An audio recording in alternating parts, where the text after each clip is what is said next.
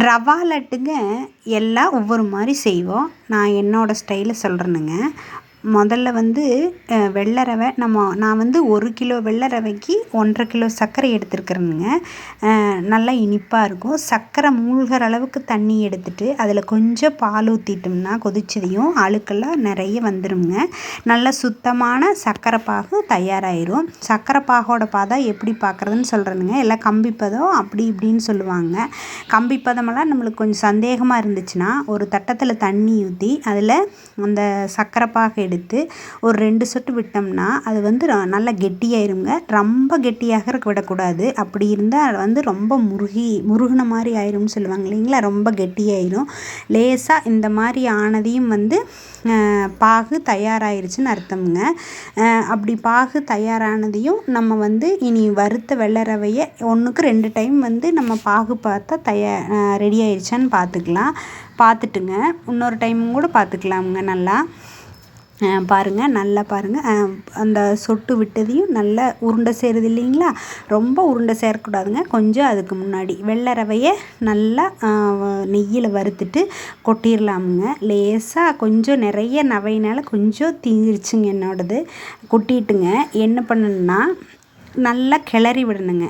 கிளறி விட்டு வந்து நல்லா கிளறிட்டு அதுக்குள்ளே எல்லாம் சேர்த்துக்கலாமுங்க. கிளறிட்டு நிறைய நேரம் கொதிக்கிறதுக்கு விடக்கூடாதுங்க.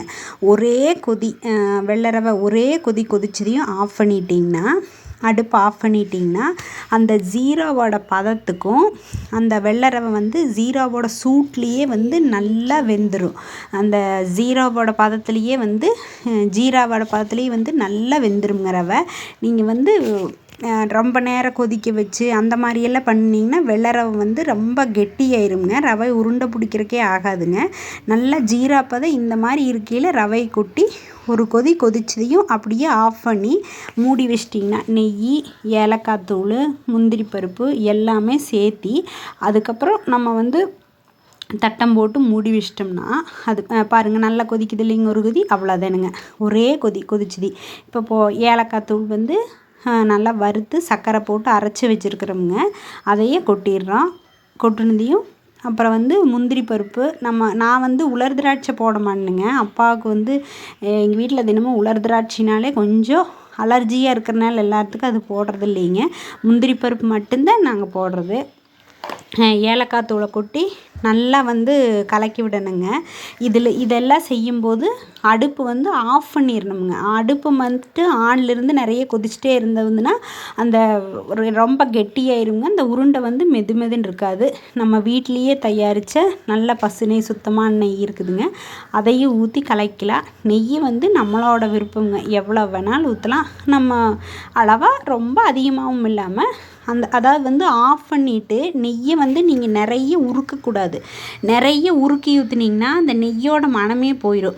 சும்மா அளவாக உருக்கி கொஞ்சம் கெட்டியாகவும் இருக்கணும், கொஞ்சம் தண்ணி மாதிரி இருக்கணும். அப்படியே கெட்டியாக இருந்தாலும் ஊற்றிட்டிங்கன்னா அந்த ஜீராவோட சூட்லேயும் ரவையோட ஜூட்லேயுமே அந்த நெய் உருகி நெய் வந்து ரொம்ப மணமாக இருக்குங்க.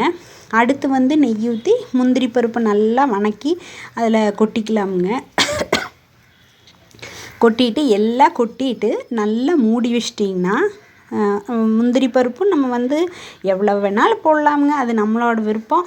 நாங்கள் அளவாக போடுறோங்க. ரொம்ப ஓவராகவும் முந்திரி பருப்பு வைக்கிற வரைக்கும் நம்ம ரொம்ப ஓவராக போட முடியாது இல்லைங்களா. வந்து முந்திரி பருப்பையும் கலக்கி இது செய்கிறது எல்லாமே அடுப்பு ஆஃபில் தான் இருக்கணுங்க. ஆனில் இருக்கக்கூடாதுங்க. பாருங்கள், அப்போ முதல்ல பார்த்ததுக்கு இப்போ வந்து நல்லா கெட்டியாயிருச்சு இல்லைங்களா. இந்த முந்திரி பருப்பு வேகிறதுக்கு இருக்கிற நெய், நம்ம தனியாக ஊற்றுற நெய், எல்லாமே அந்த ரவை வறுக்கிறதுக்கு போட்ட நெய் எல்லாமே சேர்ந்து இந்த ரவை உருண்டைக்கு நல்ல மணத்து கொடுக்குங்க. நம்ம நெய் வந்து எவ்வளவுக்கு எவ்வளவு தரமாகவும் எவ்வளவுக்கு எவ்வளவு மணமாகவும் இருக்குதோ அந்தளவு வந்து ரவா லட்டு வந்து மணமாக இருக்குங்க. நம்ம நெய்யோட மணம்தான் இனிப்புகளுக்கெல்லாம் ரொம்ப முக்கியம் இல்லைங்களா. அந்த வெள்ளை ரவையே பாருங்கள், முதல்ல இருந்தது கடகடான்னு இருந்துச்சுங்க. இப்போ கொஞ்சம் கெட்டியாயிடுச்சு பார்த்துட்டிங்களா. அதே மாதிரி தான் இன்னும் கொஞ்சம் நேரம் போக அந்த சூட்லேயே ரவை நல்லா அந்த ஜீரா சூட்லேயே ரவை நல்லா வெந்துருங்க. நீங்கள் வந்து கிளறி மூடி வச்சிட்டிங்கன்னா கொஞ்சம் நேரத்துக்கு ஒருக்கா பார்த்துட்டு மூடி பார்த்தீங்களா. இப்போ நல்லாவே கெட்டியாயிடுச்சு இல்லைங்களா. நல்லா கெட்டியாயிருச்சுங்க. இன்னுமே கொஞ்சம் மூடணுங்க. இது அதாவது நம்ம இப்போ நல்லாவே கெட்டியாயிருச்சுங்க. அதாவது நம்ம அந்த ஜீரா வந்து ஆறுறக்கும் நம்ம ரவா லட்டு பிடிக்கிறக்கும் கரெக்டாக இருக்குங்க.